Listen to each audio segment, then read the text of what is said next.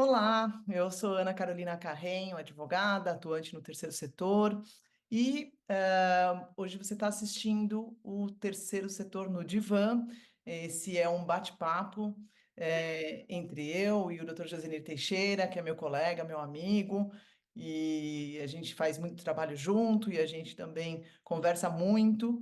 E em função dessas conversas e periodicamente falar sobre temas que são polêmicos, às vezes até infindáveis, né? A gente decidiu colocar um pouquinho daquilo que a gente discute, aquilo que a gente troca aqui nesse bate-papo que a gente está chamando de terceiro setor no Divã. Então, Josenir, Muito bem, Ana. Ainda bem que você chamou no divã, porque a gente pode abrir o coração e falar de todas as questões que nos incomodam e nos desafiam a trabalhar com o terceiro setor, coisa que a gente já faz há décadas, por aí. Justamente a partir dessas conversas, como você disse, a partir do nosso inconformismo com algumas situações ou das nossas discussões de como fazer melhor uma determinada coisa, é que a gente resolveu gravar as nossas discussões, porque, como você disse, elas acontecem de vez em quando. Talvez aqui a gente seja um pouquinho mais ponderado do que quando a gente está fora das câmeras, mas, enfim, o terceiro setor no divã, eu acho que é um projeto interessante que você idealizou e teve a gentileza de me convidar para a gente realmente sair dos livros e entrar na prática do nosso dia a dia e falar das agruras, do que nos atormenta no trato com o terceiro setor, porque tem tantos assuntos que nos perseguem e que não estão resolvidos ao longo dos últimos anos e até décadas, que a gente realmente precisa de um divã para abrir nosso coração e comentar sobre ele para ver se a gente consegue, a partir disso, ter uma postura diferente, buscar alguma coisa diferente para dar segurança jurídica aos clientes para quem a gente atua. é, e eu acho que essa questão também da gente trazer o terceiro setor no divã é justamente para que a gente possa colocar as nossas análises, colocar as nossas práticas, colocar aquilo que a gente tem acompanhado do fisco, das organizações, as mudanças de cenário. E aí, hoje, o tema que a gente combinou, e que é um tema bem polêmico, é o nada mais, nada menos do que remuneração de dirigentes, né? Tcharam! É, Esse é um tema. Eu estou no terceiro setor desde 90, desde 89.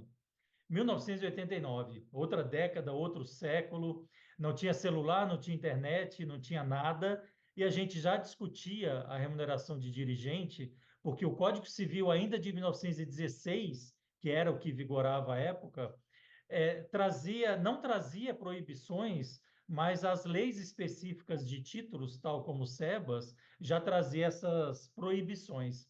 E aí as pessoas faziam uma confusão com as proibições, tanto das leis de utilidade pública, quanto da lei do SEBAS na época, que em 89 eu nem me lembro mais exatamente qual era o decreto que regulamentava, e aí ficou aqui, por anos a fio, ficou aquele tabu de que dirigente de ONG não pode ser remunerado, o que também se confundia com a natureza de associação civil sem fim lucrativo.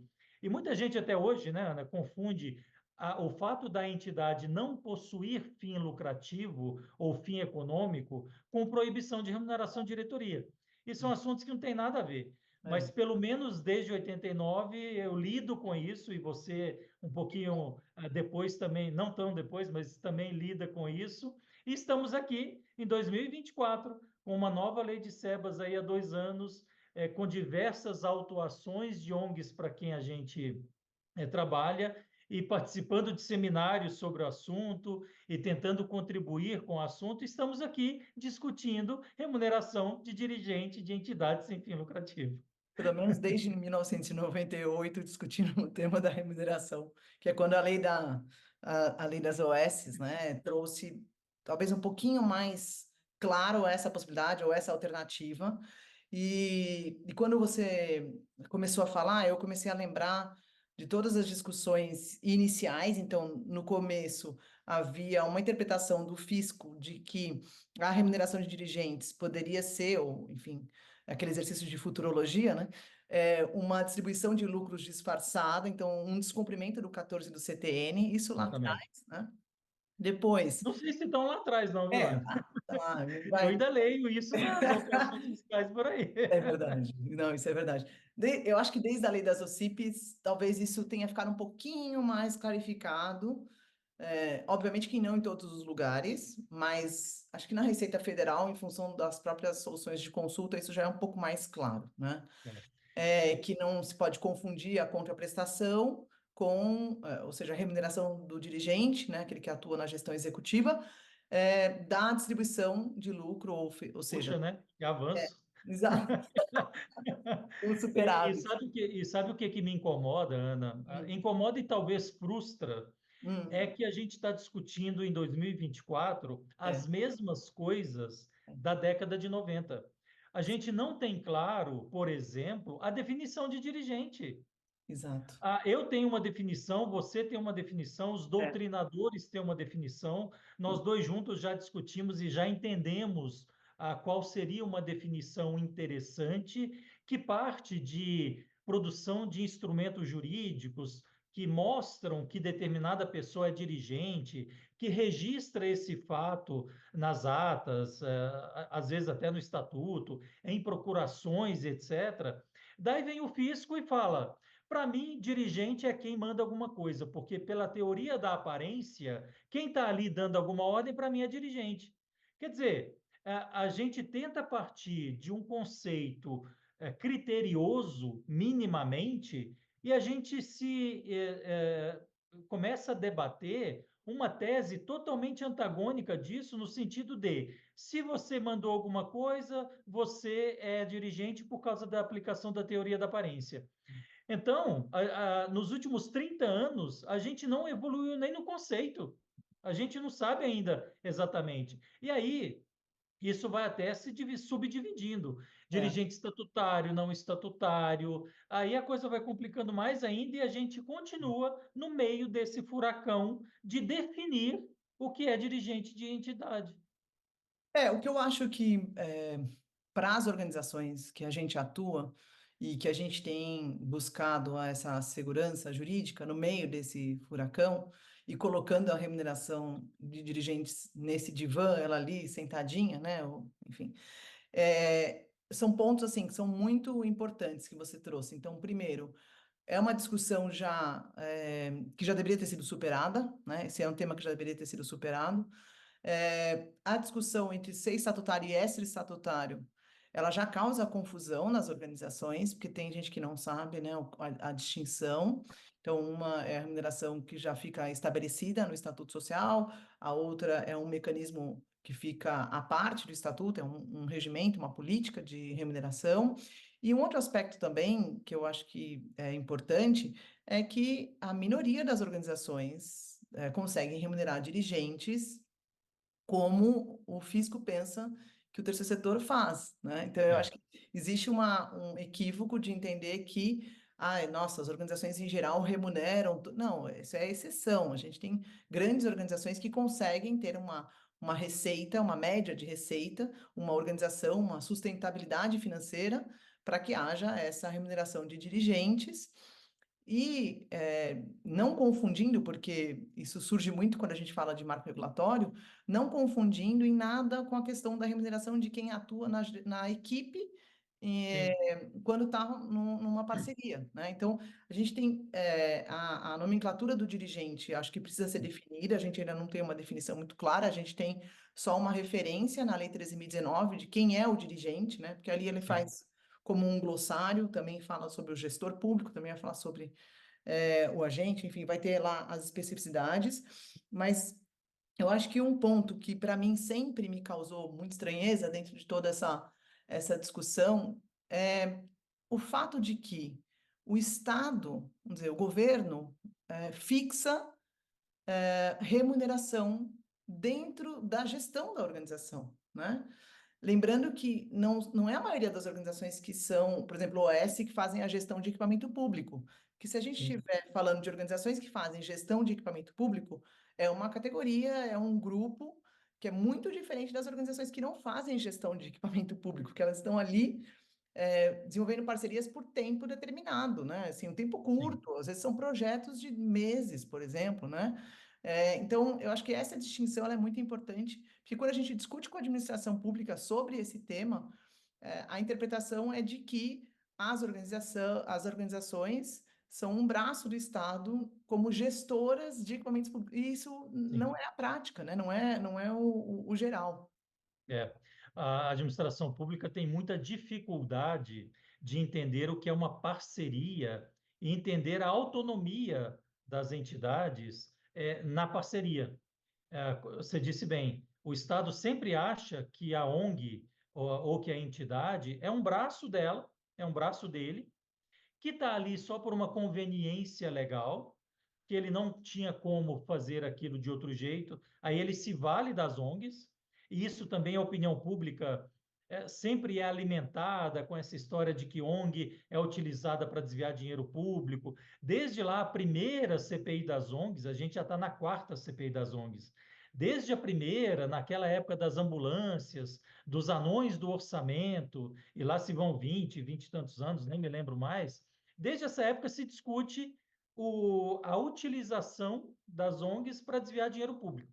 E a partir desse rótulo é que todos esses controles vão sendo criados pelo Estado para evitar, teoricamente, que isso aconteça. Você destacou dois pontos bem interessantes. Primeiro, a remuneração não é uma realidade das 815 mil ONGs que existem no país. A gente está falando da minoria, da minoria, da minoria, porque as ONGs, na verdade, a esmagadora maioria delas vende o almoço para comprar o jantar, para atender ali o público-alvo dela, e etc, etc. Então, a gente está falando, em última análise, das ONGs maiores que têm uma remuneração, que têm um faturamento maior ano, fruto do repasse que os governos fazem para elas, que também é fruto da parceria. E aí você falou de uma outra coisa também interessante, que é a do estatuto.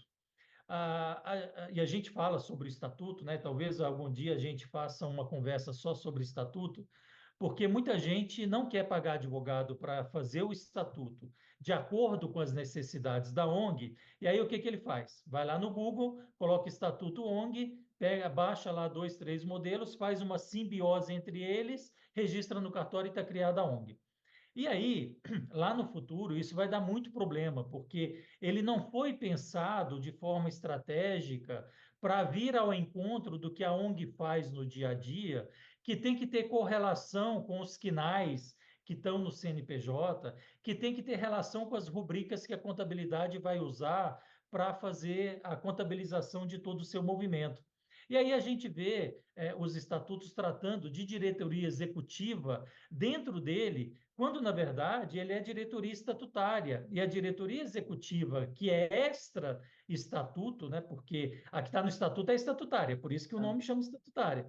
E aí todo mundo faz uma maluquice de confusão a respeito disso, de diretoria estatutária, diretoria executiva, que lá pelas tantas vai complicar ainda mais a história do dirigente estatutário ou não estatutário. É, Porque se você defende que a diretoria executiva não é estatutária, mas ela está escrita no estatuto, primeiro que há uma incoerência, no mínimo, terminológica. é, E o é. fisco vai falar: meu É amigo, formal, como é né? que você fala que a diretoria executiva não é estatutária, se aqui no artigo 43 do estatuto está definido que é a diretoria executiva e quais são as funções dela? No estatuto. Então, ela é estatutária. É, é, Então, há uma confusão muito grande, e, de novo, tem pelo menos 30 anos que nós dois discutimos isso, e estamos de novo discutindo questões conceituais, posturas iniciais, para evitar que as ONGs se machuquem ou que não produzam documentos que são importantes para ela lá no futuro, quando vier uma autuação, vier uma crítica do fisco ao que ela faz. Então, a nossa função é auxiliar as entidades a produzir documentos para até em cumprimento ao princípio da transparência, essa coisa toda, mas a produzir documentos que registrem efetivamente a linha de pensamento e a postura que elas adotaram para usar de uma faculdade que é legal e que isso não se transforme ou não seja criminalizado pelo fisco no futuro. É.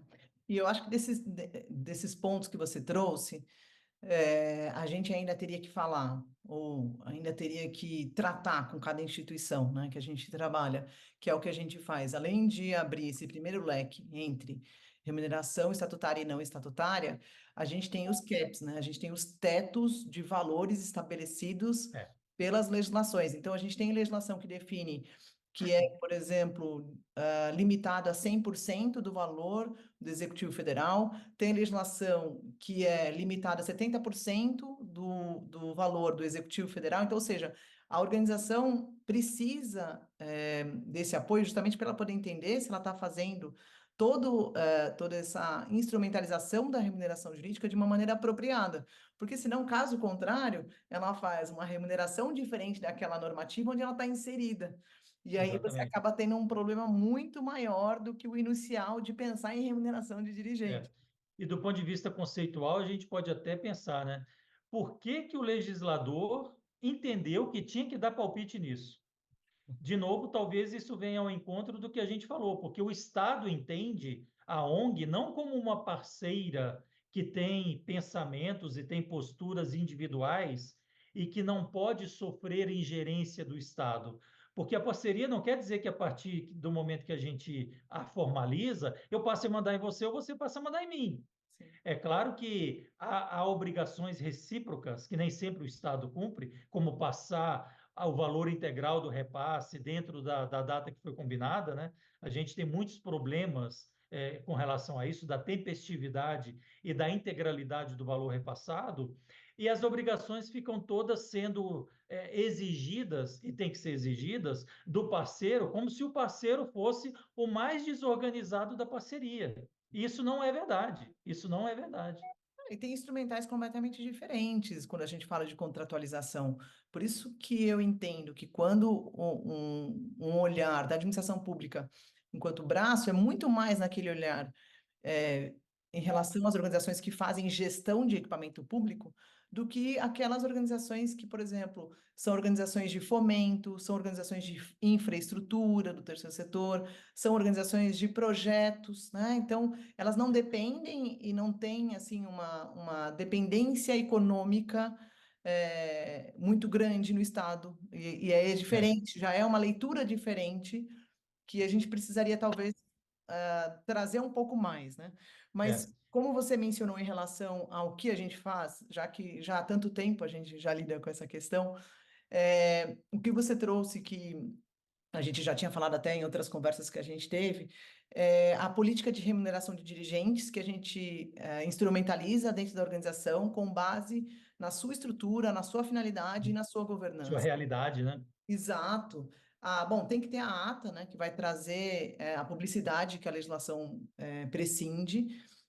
A gente tem também acompanhamento, por exemplo, do Conselho Fiscal, mas tudo isso a gente faz primeiro através de uma análise, onde a gente traz Sim. lá aquele parecer, que é o parecer de viabilidade de remuneração de dirigentes, e que a gente vem discutindo, obviamente que não aqui, mas que eu e você a gente sempre fala sobre esses temas. Então, esses instrumentais têm servido e muito para dar segurança jurídica não só para as organizações, mas também para que o fisco possa ser é um processo pedagógico, né? Então, quando a Sim. gente tem um processo de fiscalização e a administração pública identifica ali uma lógica, né? Uma coerência, uma razoabilidade, uma publicidade, é muito diferente de uma organização que não tem preparo nenhum ou que não fez um Sim, planejamento para remunerar dirigentes. claro. Não sei se você vê do mesmo jeito. Começando pelo parecer e analisando a receita e vendo o que é possível, e depois discutindo com o contador qual é a rubrica que ele vai usar, porque também tem muito contador que entende que não tem como contabilizar aquilo e em qual rubrica ele vai colocar, em qual conta que ele vai abrir. Também tem um processo que tem que envolver o contador nisso, tem que envolver a administração também. E depois do parecer jurídico, do parecer contábil, da administração decidir, do Conselho Fiscal opinar, tudo isso ainda vai para a Assembleia Geral para que tudo isso seja ratificado. E os documentos que a gente produz, Ana, eu tenho tomado o cuidado de escrever nas atas que a gente faz, que vão decidir pela remuneração, não já fazer uma defesa prévia do que a gente sabe que o fisco vai dizer, até porque você gastaria muitas páginas e a ata perderia o foco que ela tem. Mas eu já coloco ali dentro de um parágrafo o contexto de toda essa discussão, a possibilidade da existência dessa remuneração, de uma forma de que você já indica que o que a entidade está fazendo é legal, é lícito, é transparente, é viável, É, tem que produzir segurança jurídica é. para que lá na frente, quando vier uma autuação, vier um fiscal da Receita dizendo que não pode, que isso não tem pé nem cabeça, que isso não poderia existir, você já criou É. um documento que vai ser registrado em cartório. Você já criou a linha de raciocínio que vai apoiar não só as práticas jurídicas, gerenciais e contábeis ao longo do tempo em que for aplicada e executada a remuneração de diretoria. É o que a gente fala de lastreabilidade. Então, você cria um lastro racional, né, e transparente desse rito e desse processo. Mas eu acho que tendo esses instrumentais, a gente realmente consegue fazer essa construção, né? É. E dando uma É, resumida até agora, só para é, quem está nos assistindo não ficar perdido, porque a gente está meio que reclamando, opinando e trazendo a casuística do que a gente vive, né? Mas é assim, para quem está nos assistindo. A remuneração de dirigente de ONG, ela é viável, ela é possível, ela é legal, ela é contabilmente classificável, ela é gerencialmente defendida, ela é possível. Então, você, dirigente de ONG ou colega advogado que está nos assistindo, a gente quer reafirmar para você que tudo isso é possível e que há necessidade da construção de um instrumental documental que vai retratar esse posicionamento jurídico no sentido de fazer valer esta legalidade e essa opção pela viabilidade da remuneração. Então, apesar do assunto ser discutido, a gente ter um monte de frestas abertas a respeito do assunto, ela é possível, ela é legal, ela é viável e tem que ser adotada por quem efetivamente tem condições de remunerar os dirigentes.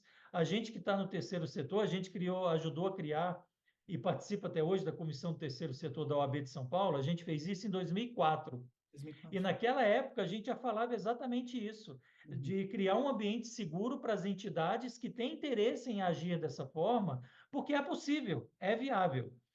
Basta você criar instrumental, como você bem chamou, para instrumental jurídico, contábil, gerencial e tudo isso, para você externar essa linha de raciocínio, que se for preciso lá na frente, trazer tudo isso para dar segurança jurídica para a entidade. Acho que desde a decisão até a execução tem um processo, né, tem um rito. Exatamente. Agora, já que você fez essa conclusão muito bem feita e ficou muito legal, eu acho que a gente já pode até fazer uma proposta de tema para a nossa próxima conversa. O que que você acha? Podemos, vamos nessa. É? Isso quer dizer que você já está querendo acabar com a nossa conversa, é isso? Isso quer dizer que a gente já pode começar a encaminhar para um tema Mas polêmico. não é no divã, eu tenho tantas outras coisas para falar sobre, especificamente sobre a Pois. remuneração, Não, mas aí tem que pagar outra sessão, é isso? Tem que começar outra vamos, sessão. vamos ter, porque eu acho que ela ficou muito prolongada. Mas o que eu acho que é importante dentro da remuneração de dirigentes, eu acho que a gente pode tratar na nossa próxima conversa, das questões do estatuto da remuneração de dirigentes, porque Sim. aí a gente consegue dar aí a sequência para quem está nos assistindo desse tema, porque eu acho que o tema ele é muito pertinente, e a gente consegue também continuar desabafando sobre ele. O que que você acha? É. É divã, né? Se é divã, é o local ideal para isso. Mas sim, Ana, eu acho que a proposta é boa, é essa. Acho que a gente tem que avançar. E tem tanta coisa para a gente pôr nesse divã que a gente vai criar muitos vídeos para que quem está nos acompanhando possa ou discordar.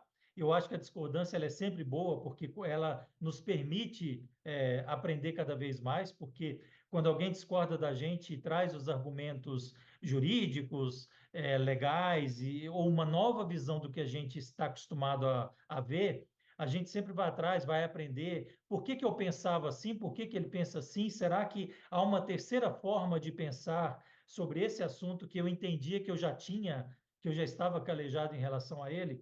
Então, a divergência, apesar de hoje ela estar muito usada, apesar dela ser muito usada no sentido pejorativo, né?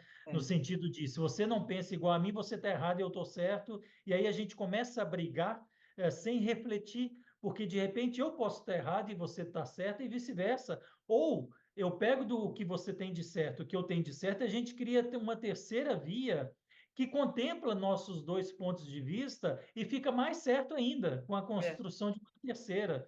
Então, acho que o divã vai ser muito bom para permitir que a gente faça isso e permitir que quem está nos assistindo também contribua, ou discordando do que a gente fala, ou concordando, sugerindo temas para a gente abordar. Então, dentro dessa lógica, eu acho que também é importante a gente trazer que a nossa ideia é discutir esses principais pontos, esses pontos mais polêmicos, colocar eles para debate, para análise, para discussão. E então, na próxima conversa, a gente vai continuar falando do tema da remuneração de dirigentes, porque além de ele ser um tema muito polêmico, muito palpitante, eu acho que é importante a gente trazer alguns aspectos práticos, como você fez agora no final, com a dica de como que você coloca na ata, e aí a gente pode discutir como é que a gente coloca no estatuto, como é que a gente traz isso de uma maneira, obviamente, geral, porque cada organização é uma organização, mas também para poder trazer um pouco desse conhecimento, né, desse valor agregado nas nossas discussões aqui, nas nossas conversas. O que que você acha? Sim. Não, acho ótimo. Eu posso trazer um caso prático de um cliente meu, que é um caso emblemático, assim, que é muito absurdo, e a gente dá umas pinceladas de como o fisco se posicionou em relação à situação dele enquanto dirigente, que não era dirigente, mas o fisco entendeu que ele era dirigente, porque entendeu, está entendido e pronto. E aí, com essa praticidade, talvez quem nos assiste pode ver qual é o tamanho do dilema, o tamanho do problema que a gente enfrenta e, a partir disso, a construção você falou instrumental, achei bonito. A construção do instrumental jurídico para a gente enfrentar esse tipo de opinião. Só Sim, que a opinião de um fiscal da Receita Federal, ela pode destruir a entidade, né? Então a sim, gente tem que realmente sim. estar muito atento, estar muito seguro e fazer tudo de uma forma muito transparente e tecnicamente, do ponto de vista jurídico, enxuta, correta, sustentável, para que a gente tenha um mínimo de segurança jurídica, que a gente possa trazer o mínimo de segurança jurídica para o cliente, porque se lá na frente o fisco quiser brigar, ele vai encontrar gente disposta a brigar também pelo interesse do cliente aqui. Então, a gente, na próxima conversa, nosso bate-papo, estamos combinados que a gente vai falar, vai continuar falando sobre remuneração de dirigentes, mas com o olhar estatutário ou olhar extra-estatutário especificamente. Combinado? Combinado. Obrigado por me ouvir, Ana, nesse desabafo. Obrigado a você que também teve paciência de nos acompanhar até agora. E até a próxima. Até a próxima, pessoal.